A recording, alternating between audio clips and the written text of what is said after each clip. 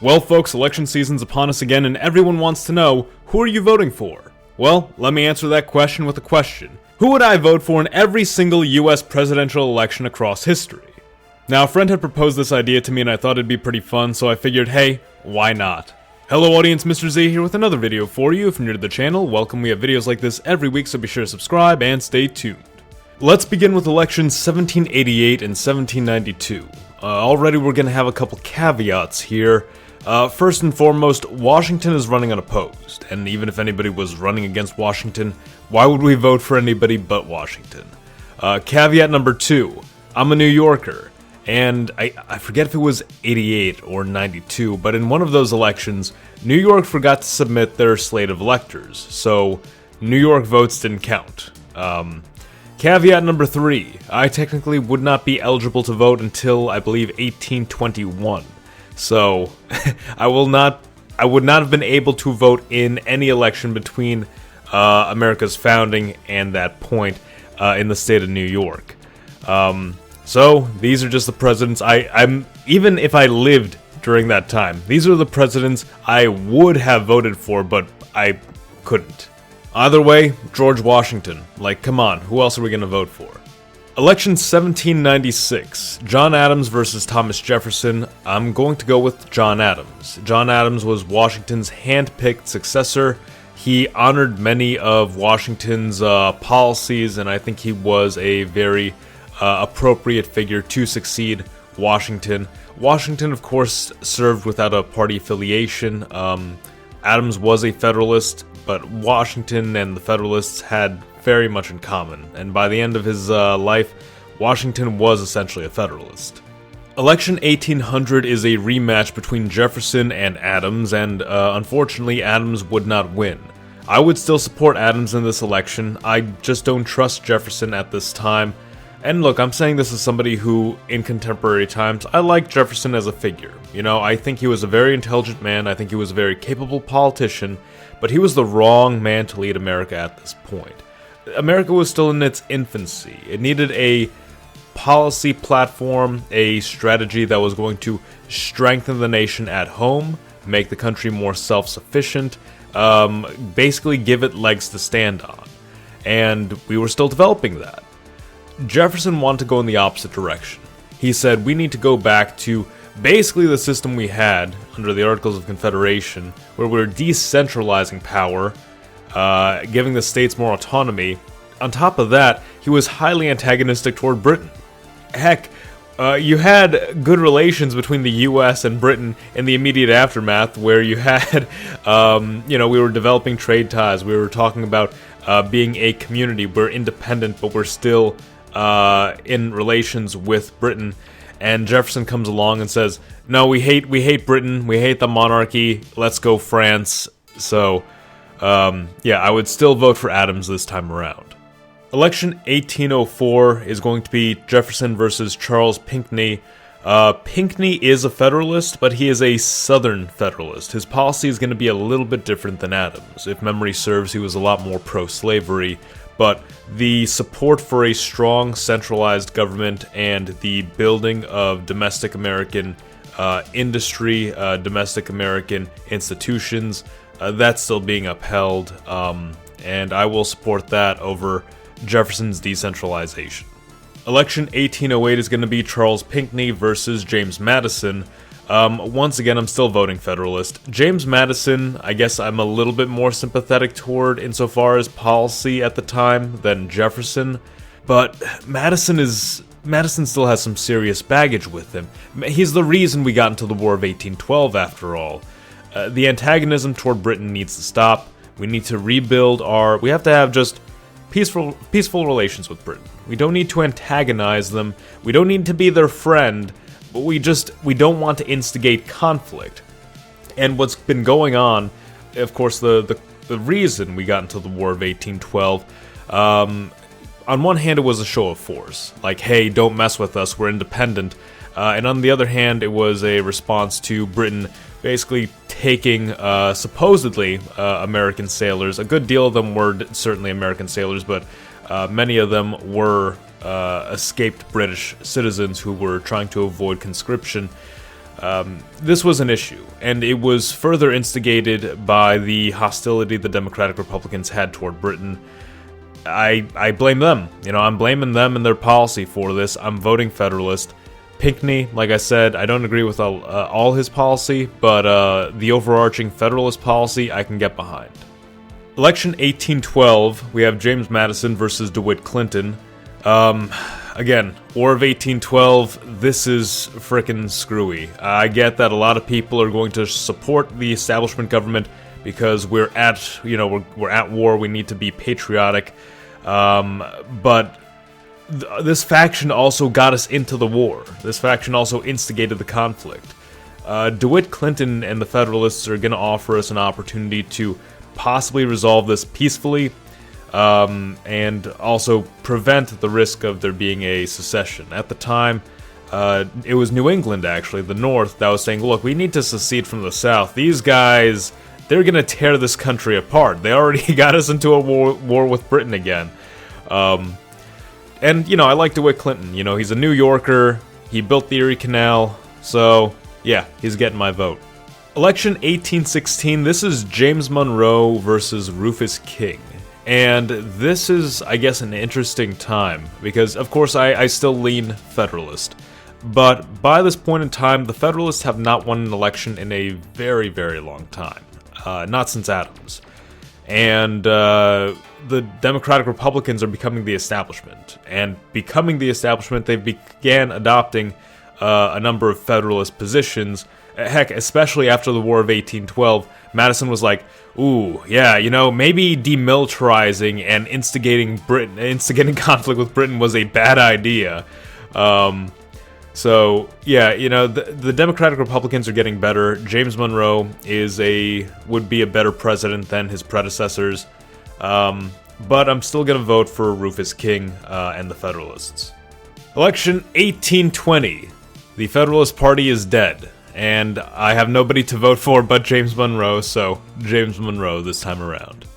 Election 1824, I can finally vote in the state of New York.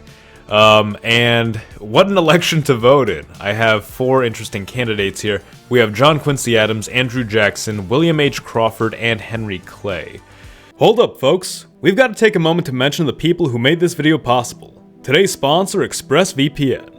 I use a VPN all day, every day, and I need one on all my devices. The fact that I can use ExpressVPN on my cell phone and up to 8 devices at once makes a big difference for me. Heck, our phones are always trying to leak secrets to the government, so a little extra protection really goes a long way. Alright, maybe that sounds a bit paranoid, but let me explain. Your internet service provider, or ISP, can see everything you do online, and so can the owner of your Wi-Fi. In the US, legally, there's nothing stopping them from selling your internet history to ad companies whether you're in incognito mode or not. This problem multiplies if you're using a public network that might leave you vulnerable to hackers who know how to steal everything from your emails to your passwords to your credit card information. ExpressVPN solves this problem by rerouting all your network traffic through secure servers that will make you virtually invisible online. Aside from allowing me to browse the web from any corner of the world in private, ExpressVPN additionally lets me securely save passwords, credit card numbers, and monitors the web for potential data breaches. But what really sets ExpressVPN above others? ExpressVPN has the fastest speeds, 24/7 customer support, and a #1 rating from CNET, The Verge, and PC World, among others. If you don't have a quality VPN yet, I want you to try ExpressVPN today. Follow my link below to get 3 months of ExpressVPN for free. Go to expressvpn.com/MrZ right now to take advantage of this offer. Now, back to the video. John Quincy Adams. I know what you're gonna think. Oh, well, he's the son of that Federalist guy. You're gonna vote for him, obviously. Well, John Quincy Adams is his dad, but super watered down. The guy really abandoned the party prematurely, and I can't get behind him. Even, look, he won the election in our timeline. He actually won. We saw the effects of his presidency. He did not do much with that power he was given. Crawford is just, he's just the Democratic-Republican establishment. I'm not too interested in that. It's becoming more swampy at this point, which leaves the election between Jackson and Henry Clay. And this is where it gets tough, because Andrew Jackson, probably one of my favorite presidents. Henry Clay, probably one of my favorite politicians. And these guys are on polar opposite sides of policy. I think Jackson is, much in the same way I can respect Thomas Jefferson. Andrew Jackson is in the same camp, but like times 10. Like, fantastic politician and just an extremely interesting character. But I can't get behind the decentralizing and democratizing policy. I think that's a mistake. I still think it's a mistake for America at this time. Henry Clay, on the other hand, he's giving us an opportunity to sort of self-correct the Democratic Republicans and set them on the course of using government power to strengthen America at home. Given the choice between these four candidates, as much as I like Andrew Jackson, I'm going to have to vote for Henry Clay this time around. Election 1828, well, I don't have to worry about Henry Clay anymore because he's not in this election. It's down to Andrew Jackson and John Quincy Adams. I'm going to give the vote to Jackson. Like, I respect him. I think he is a good politician. I think he was a good general. And he'll make a fine president, even though I don't think it doesn't align perfectly with my ideology, but I'd rather a strong leader than a jellyfish like John Quincy Adams. Election 1832, we have another rematch. This time it's Andrew Jackson versus Henry Clay, and to a lesser extent we also have John Floyd of the Nullifier Party and William Wirt of the Anti-Masonic Party. These two latter guys are kind of irrelevant. It's really down to Jackson and Clay, and you got my opinion on this before. Clay, I think, is going to have the better vision for a stronger America. Jackson, I like his character. I think he's a great historic figure, but policy-wise, this is not the right time for that. This is not what America needs right now. Henry Clay's American system, one of the best policy plans probably ever. We're talking about investing in infrastructure. We're talking about protectionist tariffs to allow America to build up its domestic industry, its domestic manufacturing, really become stronger and more self-sufficient. Again, America is still, finding its strength. And because of the Democratic Republicans, because of guys like Jefferson, that strength has been increasingly concentrated in the rural agrarian South, and this is stalling America's development, its ability to grow. Agriculture is important, of course, but, a nation is built on industry. A nation is built on its ability to produce, to build, to, foster a large population. Industry and agriculture, they go hand in hand, but industry shoulders a much heavier load, and Henry Clay's got the plan to take care of all that. Election 1836, we have a five-way race between Martin Van Buren, William Henry Harrison, Hugh L. White, Daniel Webster, and William Magnum. There's only three real candidates I'm looking at in this election. That's Martin Van Buren, William Henry Harrison, and Daniel Webster. Van Buren, he was Jackson's running mate. He is a Democrat, but he's no Jacksonian, let's be honest. And come on, I like that he's from New York. I got a little bit of that New York nepotism in there. But the guy's Dutch, so the guy's not, like I said, he's not even a real Jacksonian. Like, the same gravitas that Andrew Jackson had, Van Buren doesn't have that. Van Buren got one term as president, and he fumbled it. Now, the Whig frontrunner is going to be William Henry Harrison, but, I don't like William Henry Harrison. He has a bad reputation as a bit of a flip-flopper. I just don't think he is a disciplined and principled politician. At the very least, he's going to have like the Whig Party behind him, and he's going to have the influence of guys like Henry Clay behind him, but I just don't trust him. I don't think he's going to be the best president. Now that leaves Daniel Webster, and Daniel Webster was a Federalist back in the day. He is a very nuanced guy. He's able to strike compromise with a lot of, New England at the time when he was part of the Federalist Party, and when the Federalists were talking about seceding, he was able to prevent that. Very much a pro-union guy. His priorities are keeping the country together and making the country stronger. I think that is the best direction, the best position an American president can have at this early stage in the country. That's just been the trend. This has just been the trend for these last few presidents. I'm looking for somebody who's going to hold the country together and make it stronger. That's all I want. And we keep getting guys who are like, no, let's make America weaker. Let's break America up more. Man. But yeah, Daniel Webster, he's getting my vote. Election 1840, it's a rematch. William Henry Harrison, Martin Van Buren. I'm not voting for Van Buren. We're gonna go with William Henry Harrison this time around. I know, I said what I said, but hey, he's the only real option. Election 1844. This is an interesting one. So we got James K. Polk. He's basically, Jackson's disciple. And he's going up against Henry Clay once again. So here's the tricky thing.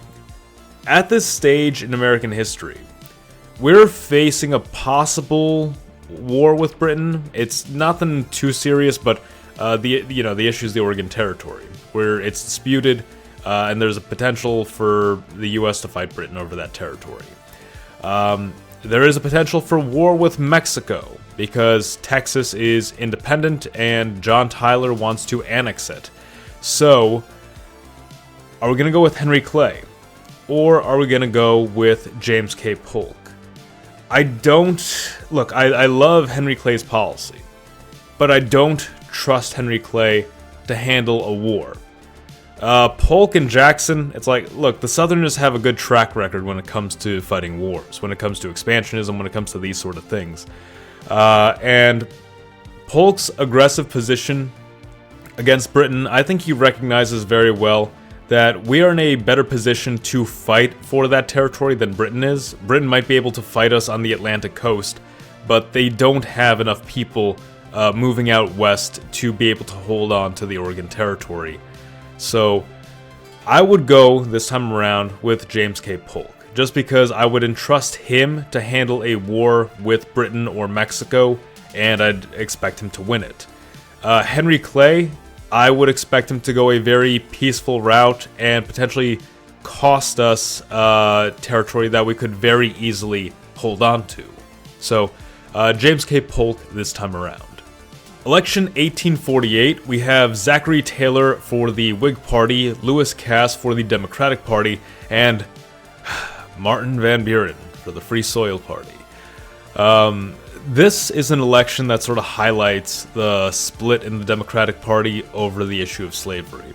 So, Lewis Cass is running on a policy of popular sovereignty. He basically wants to change the North-South free state, slave state dynamic and make it so that any new state admitted to the Union can basically decide whether it's going to be a slave state or not. Whether it's in the North, whether it's in the South, whether it's contiguous with the rest of the slave or free territories. If a state votes to be a slave state or a free state, that's final. I don't think this is a good strategy. The main thing at this point is containing slavery and gradually eradicating it. Like, this is something that's basically being decided upon en masse by the majority of the population in the US. It's just a question of how is that going to be done.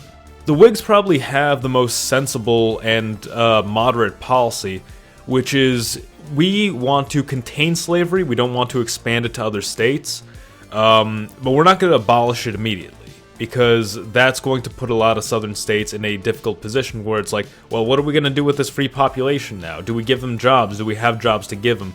What's the matter of voting rights? What's the matter of integration and all these things? So this time around, Whigs, Zachary Taylor. Election 1852, Franklin Pierce for the Democratic Party versus Winfield Scott for the Whig Party. I'm not voting for a Democrat. I'm not voting for a Northern Democrat especially. The Northern Democrats do not have a good track record. If I could make a comparison, it's like a lot of the conservative politicians we have today that come from wealthy backgrounds, and they try to pretend like they're farm boys that grew up in like the rural South or something. It's LARPing. And a lot of the Northern Democrats back in the day were very much the same, where, they have Northern sensibilities, but they're extremely sympathetic to the Southern concepts of small government and states' rights and decentralization and all this. So Franklin Pierce is not getting my vote. Winfield Scott, I don't know very much about his deeper political philosophy other than just the surface level Whig stuff. Mexican-American War General, fairly distinguished, so he has my vote. Election 1856 is putting me in a difficult spot. I have James Buchanan, a Northern Democrat. I have John C. Fremont, a radical Republican. And I have Millard Fillmore, former President Millard Fillmore, running on the Know Nothing Party. Now, the Know Nothing Party is a nativist party, very patriotic, that sort of thing. But I cannot vote for that party because I am an Italian American, and they are not too fond of me. So that leaves me with Buchanan and Fremont. Fremont's off the table, so I'm stuck with Buchanan. Election 1860. We have Abraham Lincoln with the Republican Party, John C. Breckinridge of the Southern Democratic Party. We have John Bell of the Constitutional Union Party and Stephen A. Douglas of the Democratic Party. Now, I can understand voting for any of the other parties if you are a Southerner at the time, but I'm a New Yorker, and I am voting for Abraham Lincoln. Now, a lot of people do have this misunderstanding, and heck, they had this misunderstanding during this same election that Lincoln was some type of radical Republican, which he wasn't.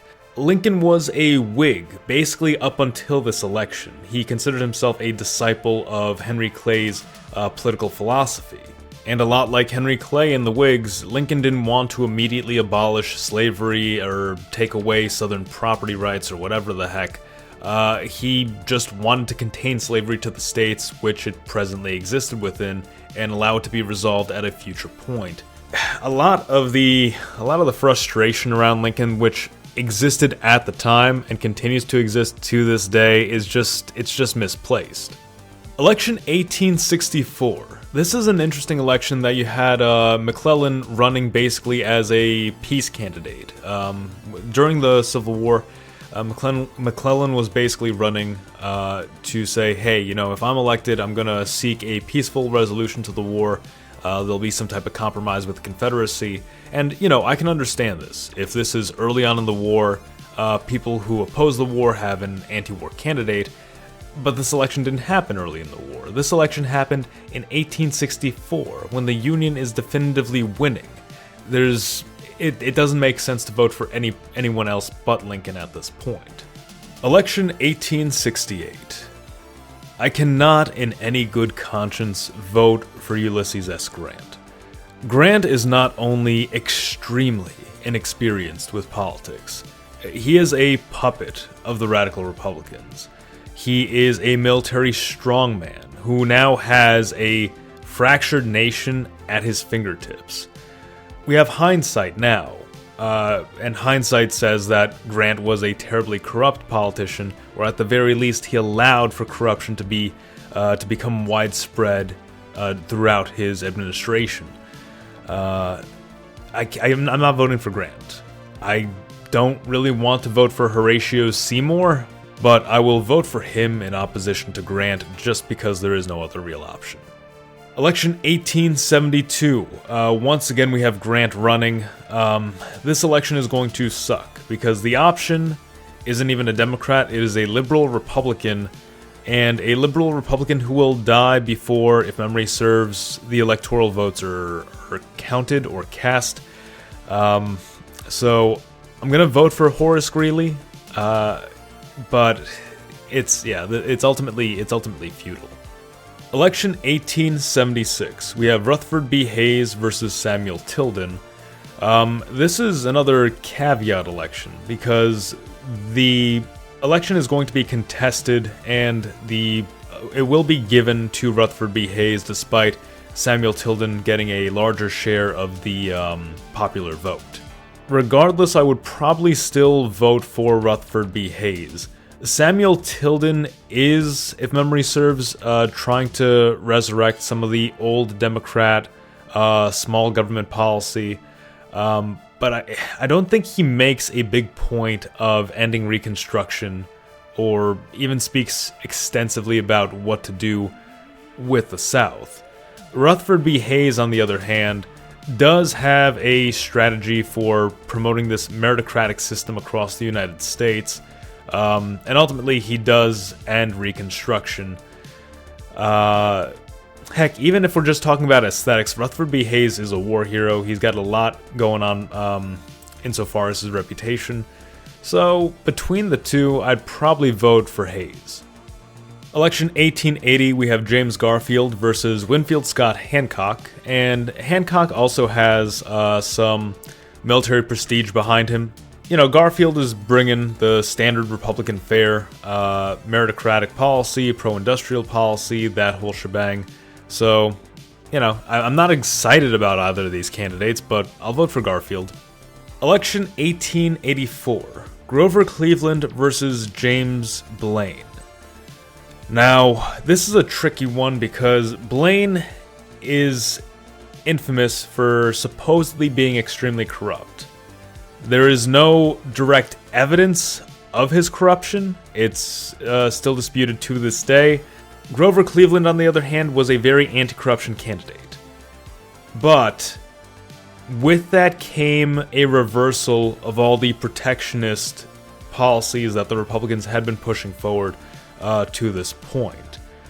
We're talking free trade policy. We're talking about policy that's going to reduce the cost of goods, but is also going to hurt American industry, hurt American manufacturing, possibly cost America jobs.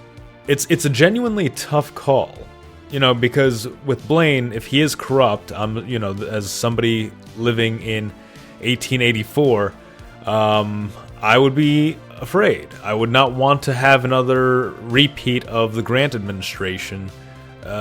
Blaine is not going to have the same circumstances to repeat what Grant did, but still, we are trying to cull corruption.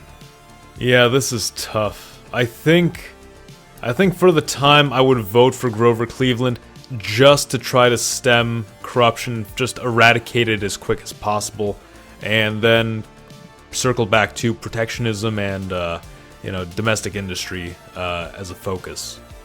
Election 1888 gives us an opportunity to have a politician who doesn't have corruption behind him, so we can get rid of Grover Cleveland and vote for Benjamin Harrison instead. Election 1892, we have a rematch between Grover Cleveland and Benjamin Harrison, as well as a agrarian populist in the form of James Weaver. I'm still going to vote for Harrison. You know, I think his policy is fine. I think his opposition to corruption is solid. Yeah, I think he'd be a solid pick. Election 1896, we have William McKinley versus William Jennings Bryan.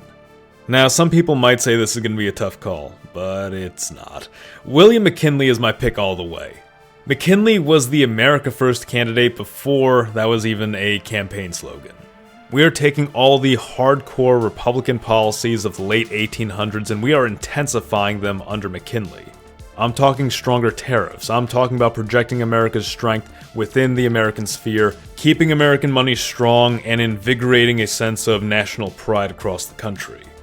Look, William Jennings Bryan had some interesting policies for his time, but they are a mishmash of just a bunch of derivatives of Jeffersonian and Jacksonian policy that are outdated.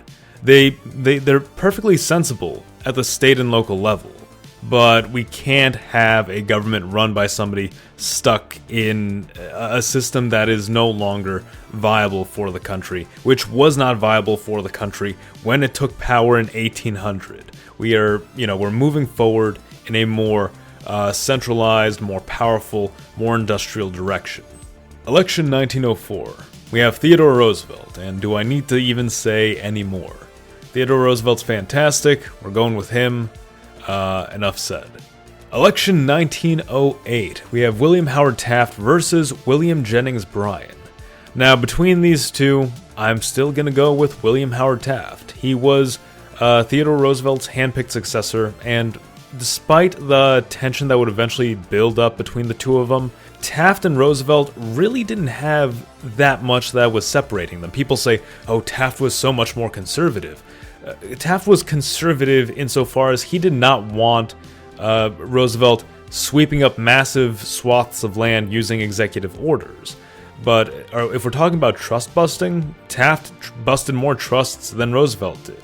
If we're talking about regulation, Taft enforced more regulations than Roosevelt did.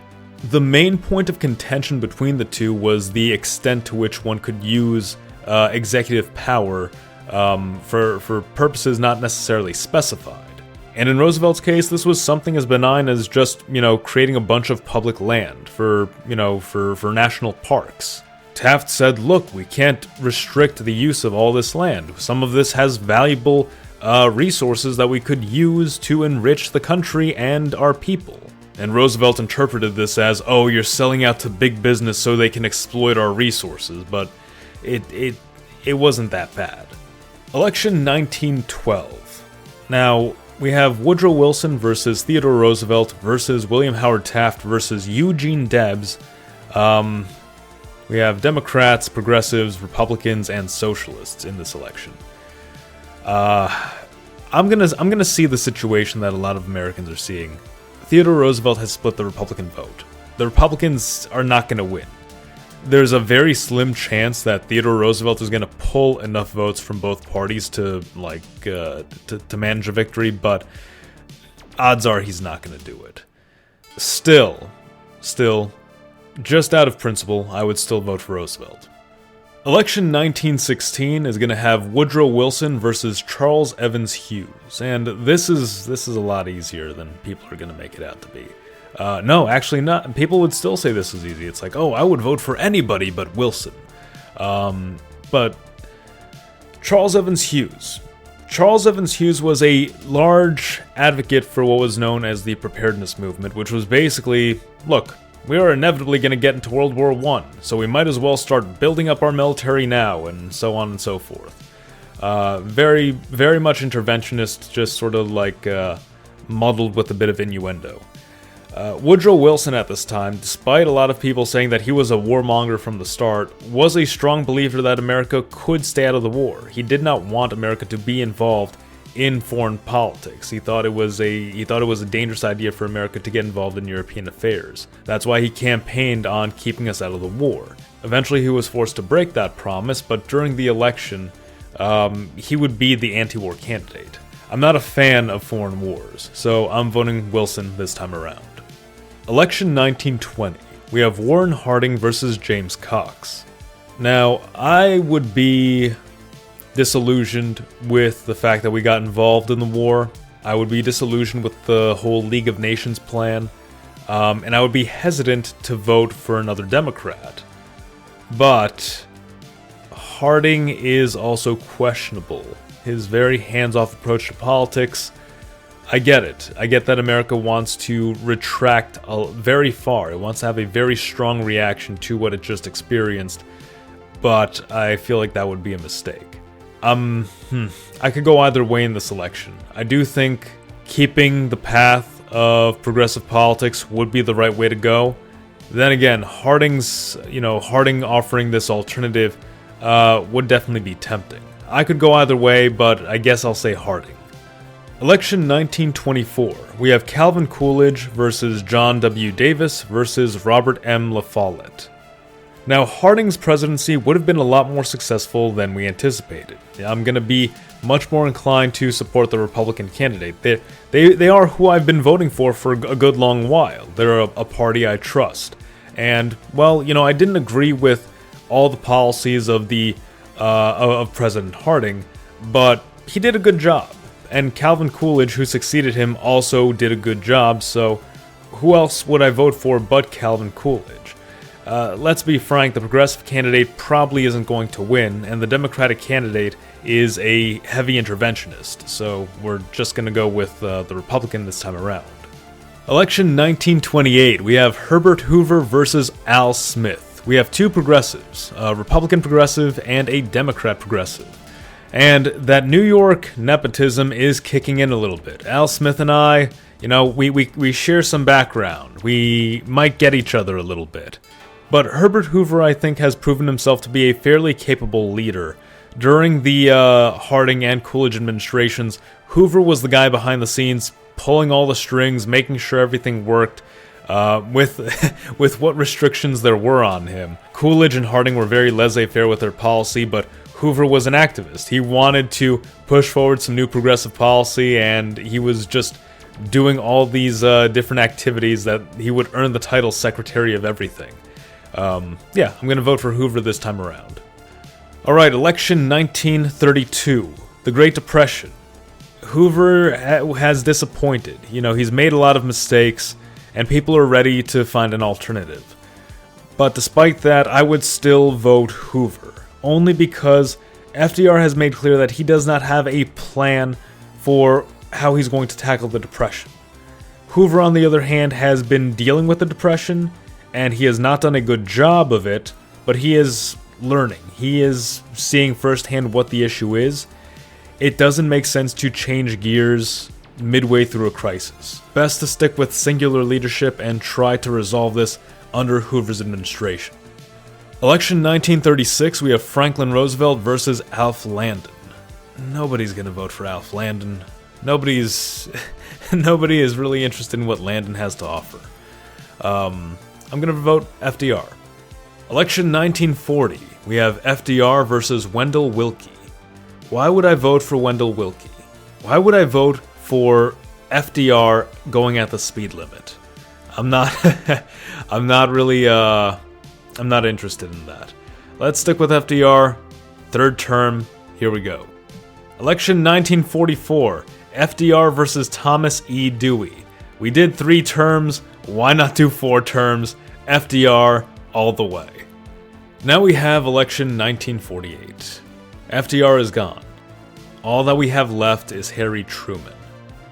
Truman, sure, you know, he's a New Dealer, but he's so much more of a liberal than FDR is. His priority isn't on labor, on industry, not even on like the foreign policy side of things. He just wants to focus on domestic liberal policy, and I'm not a fan of that. Thomas E. Dewey, I guess he's better. At least there's a chance that he's going to be a bit more conservative in his social policy, even if not by a lot. He is a liberal Republican after all. He'll probably have a firmer stance on communism, which is better. And then we have Strom Thurmond, who's a Dixiecrat, and he's probably not going to win.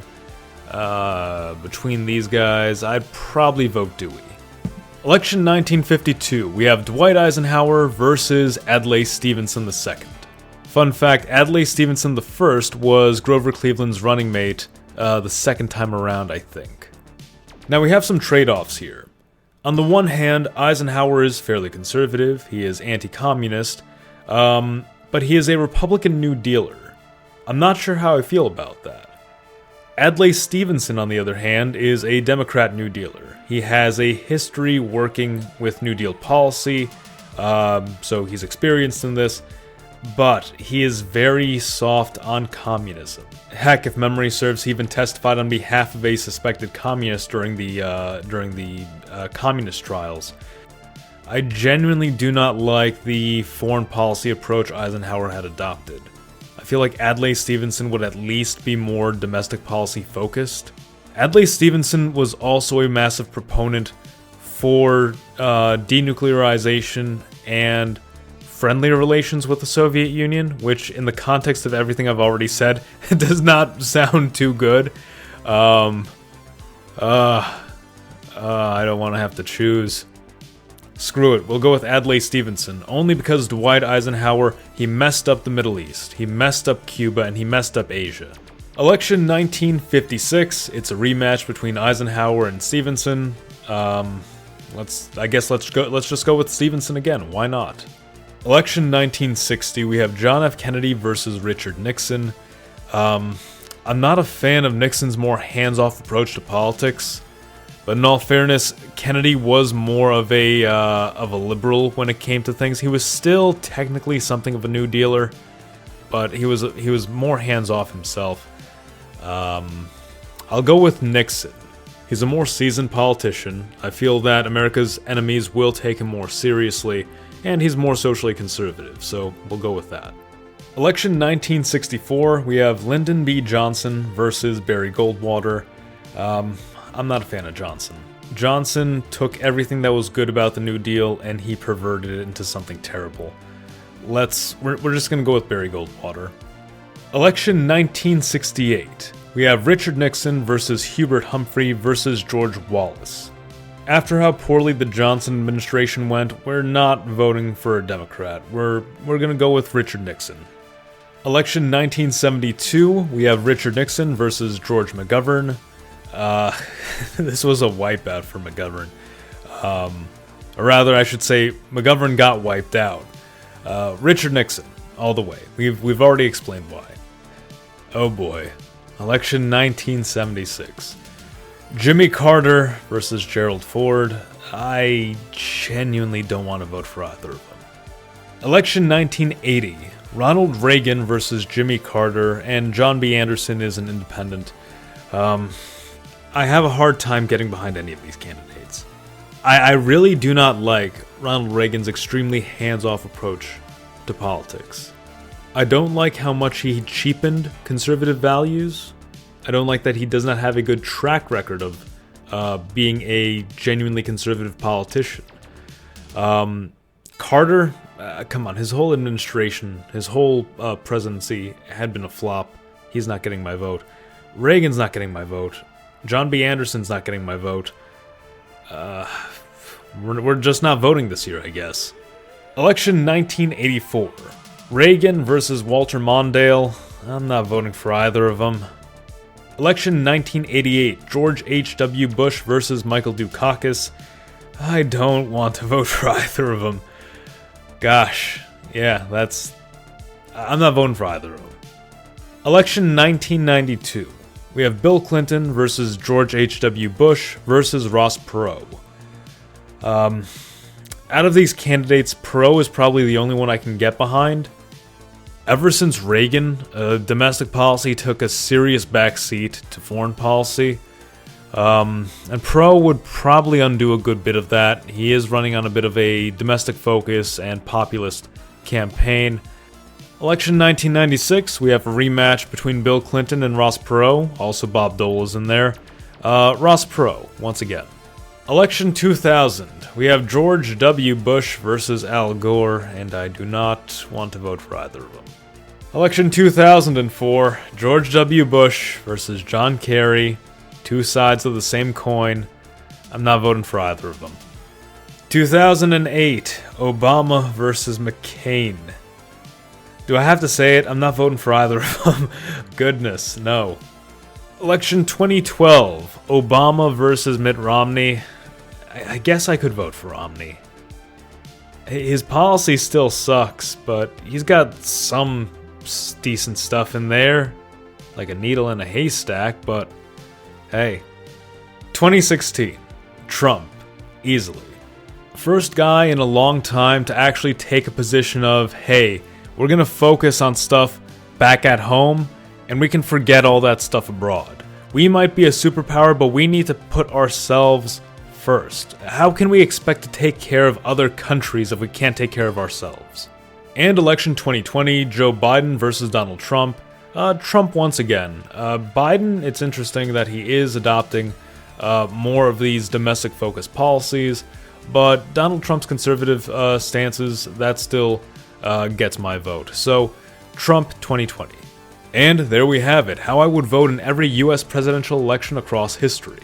I would ask all of you to tell me yours in the comments below, but I'm not expecting you all to write a big list, so maybe don't do that. But let me know your thoughts in the comments below, like the video if you enjoyed it, and subscribe for more. Mr. Z, out.